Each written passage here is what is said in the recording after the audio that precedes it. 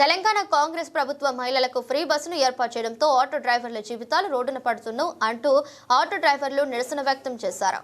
జమ్మికుంట పట్టణంలోని ఆటో డ్రైవర్లు బస్టాండ్ సమీపంలో ప్లకార్డులను చేత పట్టుకుని నిరసన వ్యక్తం చేశారు.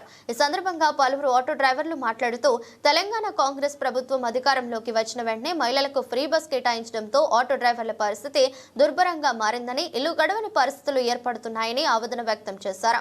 చాలా మంది నిరుద్యోగులు ఉద్యోగాలు రాకపోవడంతో కుటుంబ భారాన్ని మోసేందుకు ఆటోలను కొనుక్కొని జీవనం కొనసాగిస్తున్న తరుణంలో రాష్ట్ర ప్రభుత్వం ఫ్రీ బస్ ఏర్పాటు చేయడంతో తమ జీవితాలు రోడ్డున పడ్డాయన్నారు. ఆటో డ్రైవర్లను ఆదుకుంటామని రాష్ట్ర ప్రభుత్వం చెప్పినప్పటికీ ఇప్పటికీ ఆ హామీ నెరవేరలేదని, రాష్ట్ర ప్రభుత్వం తెలంగాణ ఉన్న ఆటో డ్రైవర్ల పరిస్థితిని దృష్టిలో ఉంచుకుని తక్షణమే తగు న్యాయం చేసే విధంగా చర్యలు తీసుకోవాలని డ్రైవర్లు కోరుతున్నారు.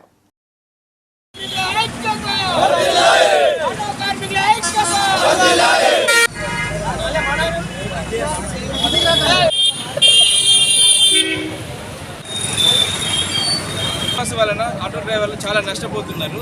ఇన్సూరెన్స్ కల్పించాలి డ్రైవర్లందరికీ. భార్య పిల్లలకి చాలా ఇబ్బందులు ఉన్నది. ఈ ఉచిత బస్సు బంద్ చేయాలి. డ్రైవర్లకు ఇస్తున్న బకాయిలు సంవత్సరానికి 12,000 రూపాయలు ఇవ్వాలి. 15 సంవత్సరాల బండి కూడా తీసేస్తా అన్నాడు, అది కూడా బంద్ చేయాలి.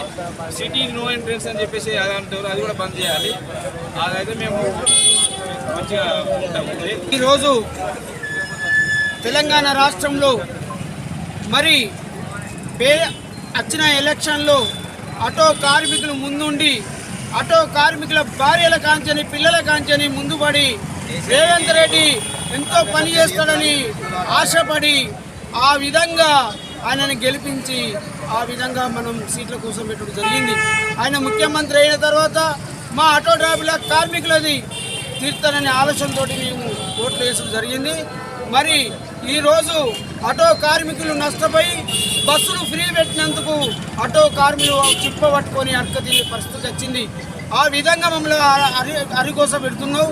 దయచేసి ఇటువంటి అన్ని తప్పుడు విధానాలను పక్కకు పెట్టుకొని మా ఆటో కార్మికులను ఆదుకొని మమ్మల్ని అది చేయాలి. మరి రెండోది, మరి డీజిల్ ఆటోలు పాత ఆటోలు అన్నీ తీసి పక్కకు పెట్టి ఇనుప సామాన్లు అమ్ముకోవాలి, కొత్త కరెంటు బండ్లు కొనుక్కోవాలంటే మా పరిస్థితి మంచిగా లేదు. మేము భార్య పిల్లలను సాధలేదు పరిస్థితులు లేవు, పిల్లలను చదివించే పరిస్థితులు లేవు. ఏ విధంగా మేము బతకాలనో దయచేసి రేవంత్ అన్న మా మీద దయించి మా బాధలను అర్థం చేసుకొని కార్మికులను మీరు గుర్తుంచుకొని మాకు 12,000 10,000 ఎంతో ఇస్తాను, అది వెంటనే విడుదల చేసి మమ్మల్ని కాపాడాలని మీకు తెలియజేస్తున్నాం.